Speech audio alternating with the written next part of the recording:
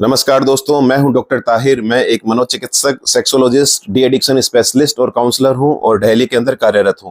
दोस्तों, आज हम बात करने वाले हैं एक ऐसी मेल प्रॉब्लम के बारे में जो कि करीब 1/3 केसेस के अंदर सोसाइटी में पाई जाती है और 40% मेल्स के अंदर पाई जाती हैं। उसे हम बोलते हैं नपुंसकता, यानी इरेक्टाइल डिस्फंक्शन की प्रॉब्लम।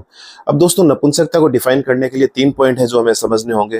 पहला पॉइंट है, जब भी कोई मेल अपनी पार्टनर या पत्नी के साथ सेक्स करने जाए, या तो उसके पेनिस में बिल्कुल भी इरेक्शन या हार्डनेस ना आए, या फिर इरेक्शन आए लेकिन कठोरता पूरी ना हो, या फिर पेनिस में इरेक्शन आए और सेक्स करते समय सिर्फ 2-3 शॉट के अंदर उसका सीमेंट डिस्चार्ज हो जाए, तो इन तीनों पॉइंट्स में से अगर कोई एक पॉइंट भी कम से कम 6 महीने तक रहता है, तब हम इसे इरेक्टाइल डिस्फंक्शन या नपुंसकता बोलते हैं। तो दोस्तों, अब इसके हम कारणों की बात करते हैं। पहला कारण है साइकोजेनिक, यानी कि स्ट्रेस इंड्यूस। कई बार इंसान किसी स्ट्रेसफुल या फियरफुल कंडीशन के अंदर सेक्स करता है, तो उस वजह से भी उसमें इरेक्शन की प्रॉब्लम आ सकती है। या कई बार किसी इंसान ने पहली बार अपनी पार्टनर या पत्नी के साथ सेक्स किया हो और अगर पहली बार उसका सीमेन टाइम से पहले निकल गया हो और उसकी फीमेल पार्टनर ने कुछ मजाक उड़ा दिया हो, तो इस दर्द को, इस इंसल्ट को जिंदगी भर वो साथ लेकर चलता है। और जब भी नेक्स्ट टाइम वो सेक्स के लिए आता है, तो उसके अंदर पहले से एक डर, फोबिया डेवलप हो जाता है कि वो परफॉर्म कर पाएगा या नहीं कर पाएगा, और इसी परफॉर्मेंस एंजाइटी के चलते उसका फिर जल्दी निकल जाता है। तो एक विशेष साइकिल डेवलप हो जाता है और जिंदगी भर के लिए उसका कॉन्फिडेंस टूट जाता है। तो उसके अंदर ये जो प्रॉब्लम है वो परमानेंट डेवलप हो जाती है। और उसके बाद एक वेस्कुलर कॉज होता है, जिसके अंदर मोस्ट कॉमन कॉज है जैसे डायबिटीज, हाइपरटेंशन। इसके अंदर क्या होता है कि जो पेनिस की ब्लड वेसल्स हैं, यानी खून की नलियां, उनके अंदर कोलेस्ट्रॉल के प्लाक्स जमा हो जाते हैं। तो जो खून की नलियों की ल्यूमेन है वो थोड़ी संकड़ी हो जाती है, और उसके अंदर जो ब्लड फ्लो है, जो कि मेन इरेक्शन के लिए जिम्मेदार होता है, ब्लड फ्लो पूरा जा नहीं पाता और इरेक्शन की प्रॉब्लम डेवलप हो जाती है। और कई बार एक प्रॉब्लम होती है पेनिस में वीनस लीक की, जिसके अंदर ब्लड पूरा आता है लेकिन वीनस लीक के कारण ब्लड वापस लौट जाता है, तो पूरा पेनिस फुल नहीं पाता, यानी कि इरेक्ट नहीं हो पाता। अब दोस्तों, उसके बाद कुछ न्यूरोलॉजिकल कॉजेज भी होते हैं, जैसे कि कई बार हमारे ब्रेन से जो रिफ्लेक्स निकलता है इरेक्शन करवाने वाला, उसके अंदर कहीं ना कहीं इंटरप्शन डेवलप हो जाता है, उस कारण इरेक्शन नहीं हो पाता। कई बार स्पाइनल इंजरी के कारण भी इरेक्शन नहीं हो पाता। और कई बार डायबिटीज के अंदर जो हमारी नर्व है, पेनिस की जो नर्व्स हैं, वो डैमेज हो जाती हैं, तो उसकी वजह से भी प्रॉपर इरेक्शन नहीं आ पाता। इसके अलावा दोस्तों, अगर किसी इंसान में थायराइड डिसऑर्डर है, तो उसके अंदर भी इरेक्शन की प्रॉब्लम डेवलप हो सकती है। या किसी इंसान का बीपी का ट्रीटमेंट चल रहा है और एंटी हाइपरटेंसिव के अंदर खासकर बीटा ब्लॉकर चल रही है, तो उसके अंदर भी साइड इफेक्ट के तौर पर इरेक्शन की प्रॉब्लम आ सकती है। या फिर किसी का एंटी डिप्रेशन या एंटी साइकोटिक का ट्रीटमेंट चल रहा है, तो उसके अंदर भी इरेक्शन की प्रॉब्लम डेवलप हो सकती है। या फिर किसी इंसान का टेस्टोस्टेरोन, जो कि मेल हार्मोन कहलाता है, उसकी प्रॉब्लम, उसका जो अमाउंट है, उसकी जो मात्रा है नॉर्मल से कम है, उसकी वजह से भी इरेक्शन की प्रॉब्लम हो सकती है। तो दोस्तों, अब हम बात करते हैं इसके मैनेजमेंट के बारे में। तो दोस्तों, मैनेजमेंट के अंदर जो गोल्डन टूल है वो है ड्रग्स थेरेपी, यानी कि इसके अंदर हम देते हैं PDE5 इनिबिटर, यानी कि फास्फोडाइस्ट्रेस 5 इनिबिटर, यानी कि PDE5 इनिबिटर। यानी इसके जो एग्जांपल्स हैं ड्रग्स के, वो हैं सिल्डेनाफिल, टाडालाफिल, वर्डेनाफिल, अवेनाफिल, जो कि करीब हम सेक्स करने से 1 से 2 घंटे पहले देते हैं। और इनका मैकेनिज्म ये होता है कि ये नाइट्रिक ऑक्साइड जो है उसको रिलीज करवाती हैं, और नाइट्रिक ऑक्साइड जो है हमारे पेनिस की वेसल्स, जो खून की नलियां हैं, उन्हें डायलेट करता है और पेनिस के फ्लो को बढ़ाता है।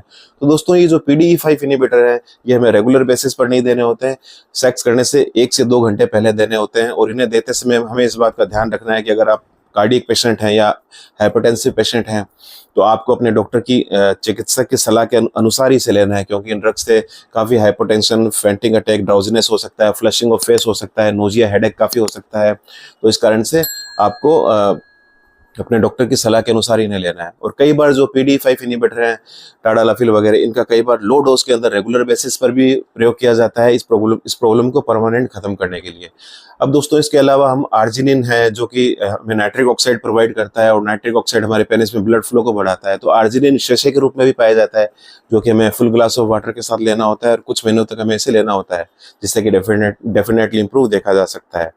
अब दोस्तों, इसके अलावा हमारे जो दूसरे ट्रीटमेंट प्लान है वो है साइकोथेरेपी, यानी कि काउंसलिंग, जिसके अंदर कॉग्निटिव बिहेवियर थेरेपी यानी कि CBT का काफी रोल है। और खासकर ये जो साइकोजेनिक कॉजेज होते हैं, स्ट्रेस इंड्यूस वाले, उसके अंदर CBT का काफी अच्छा रोल है, क्योंकि हमारे दिमाग में जो गलत पैटर्न बन चुके होते हैं कि मैं अब दोबारा ढंग से कर नहीं सकता, मैं जब जब करने जाऊंगा मेरा सीमेन जल्दी निकल जाएगा, वीर्य जल्दी छूट जाएगा, तो इस इस टेंशन की जो जड़ है, उस जड़ को पूरा जड़ से खत्म करने के लिए सीबीटी दी जाती है। अपने दिमाग में जो नेगेटिव न्यूरोनल पैटर्न्स बन चुके होते हैं उसे हम पॉजिटिव में कन्वर्ट करते हैं, और ऐसे जो गलत मिथ्या धारणाएं बन चुकी होती हैं, जो हमारे विचारों में विकृति डेवलप हो चुकी होती है, जो नेगेटिव विचार डेवलप हो चुके होते हैं, हम उसे पॉजिटिव विचारों से रिप्लेस करते हैं और पेशेंट को ऑटो सजेस्ट करना सिखाते हैं। तो धीरे धीरे एक प्रैक्टिस, एक रिहर्सल के बाद इंसान सीबीटी के थ्रू अपना जो साइकोजेनिक इंपोर्टेंस है उसे ठीक कर सकता है।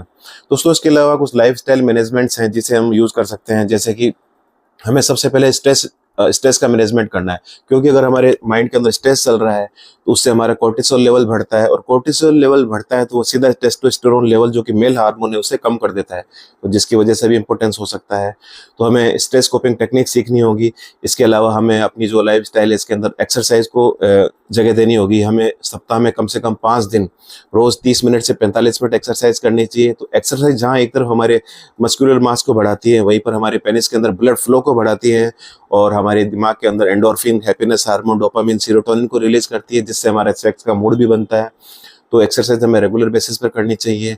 इसके अलावा डाइट कंट्रोल का काफ़ी रोल है। हमें बैलेंस डाइट लेनी चाहिए जिसके अंदर कार्बोहाइड्रेट कम हो, फैट कम हो, और अच्छी क्वालिटी का प्रोटीन हो, और ख़ासकर फाइबर डाइट हो, विटामिन मिनरल से प्रचुर हो, और जंक फूड से हम दूर रहें। और डाइट के अंदर हमें ग्रीन लीफी वेजिटेबल्स लेनी चाहिए, जैसे स्पिनक यानी पालक के अंदर भी नाइट्रिक ऑक्साइड काफ़ी मात्रा में पाया जाता है, जो कि पेनिस के अंदर जाकर हम उसकी खून की नलियों को चौड़ा करता है और ब्लड फ्लो को बढ़ाता है। इसके अलावा हम फ्रूट्स की अगर बात करते हैं तो हमें तरबूज खाना चाहिए। तरबूज के अंदर एक एमिनो एसिड होता है जिसे हम बोलते हैं सेट्रोलिन। सेट्रोलिन से एल आर्जिनिन बनता है, और एल आर्जिनिन से नाइट्रिक ऑक्साइड बनता है। तो नाइट्रिक ऑक्साइड वही है जो कि हमारे पेनिस की ब्लड वेसल्स को चौड़ा करता है और ब्लड फ्लो को बढ़ाता है। तो दोस्तों हम तरबूज को रेगुलर हमें अपने फ्रूट डाइट के अंदर यूज करना चाहिए। इसके अलावा जो पोमेग्रेनेट है, पोमेग्रेनेट का भी नाइट्रिक ऑक्साइड को इंड्यूस करने में काफ़ी अच्छा रोल है, और एंटीऑक्सीडेंट प्रॉपर्टीज भी है, उसे भी यूज करना चाहिए। और साथ ही दोस्तों अगर हम नॉनवेज खाते हैं तो हमें चिकन चेस्ट खाना चाहिए, और फैटी फिश जो होती है, खासकर सैल्मन फिश, उसे यूज करना चाहिए, क्योंकि उससे हमें नाइट्रिक ऑक्साइड आर्जिनिन भी काफ़ी मात्रा में बनता है। और दूसरा हमें ओमेगा 3 फैटी एसिड है, वो भी काफ़ी प्रचुर मात्रा में मिलता है, क्योंकि ओमेगा 3 फैटी एसिड है काफ़ी गुड क्वालिटी का फैट है, जो कि हमारे ब्रेन के डेवलपमेंट के लिए, रेटाइना के डेवलपमेंट के लिए भी बढ़िया है, और साथ ही हमारे बेटर सेक्स लाइफ के लिए भी काफ़ी उपयोगी साबित हो चुका है। अब दोस्तों उसके बाद हमें स्लीप पर आते हैं। जो हमारी नींद है, अगर हमारी नींद अच्छी होगी तो हम स्ट्रेस फ्री होंगे, और हमारा सेक्स अच्छा होगा, हमारा कोर्टिसोल लेवल कम होगा, और टेस्टोस्टेरोन लेवल ज़्यादा होगा। तो हमें रोज़ 6 से 8 घंटे की डीप एंड साउंड स्लीप की दरकार है। तो हमें अपनी नींद भी अच्छी रखनी चाहिए। रोज़ हमें स्ट्रेस फ्री रहने के लिए योगा, प्राणायाम, मेडिटेशन भी करना चाहिए, और एक्सरसाइज का मैंने आपको बता दिया।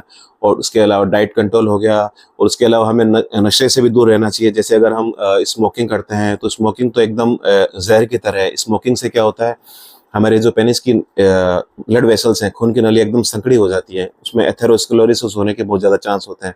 तो हमें स्मोकिंग को बिल्कुल अवॉइड करना चाहिए। और स्मोकिंग के अलावा भी जो अल्कोहल है, अल्कोहल, गांजा, चरस, भांग, इन सबसे दूरी बनाकर रखनी चाहिए, क्योंकि इन सबसे जो सेक्स की परफॉर्मेंस है इंसान की घटती है। लोगों की ऐसी मान्यता है कि लोगों को लगता है अल्कोहल से यानी ड्रिंक से हमारी सेक्स की पावर बढ़ती है, लेकिन एक्चुअल में सेक्स की डिजायर जरूर बढ़ती है, लेकिन सेक्स की जो परफॉर्मेंस है वो घटती है। इसलिए हमें अल्कोहल या कोई भी नशीला पदार्थ है उसका सेवन बिल्कुल भी नहीं करना चाहिए, और हेल्दी लाइफस्टाइल को एडॉप्ट करना चाहिए। तो दोस्तों ये था वीडियो इरेक्टाइल डिसफंक्शन के बारे में, उसके कुछ कारणों के बारे में, और खासकर मैनेजमेंट के बारे में। तो उम्मीद करता हूँ आपको पसंद आया होगा, और आप इसे अपने दोस्तों, रिश्तेदारों तक शेयर करेंगे, और मेरे चैनल को सब्सक्राइब करेंगे। तो दोस्तों आज के लिए इतना ही, फिर मिलेंगे एक नए वीडियो के साथ। तब तक के लिए नमस्कार।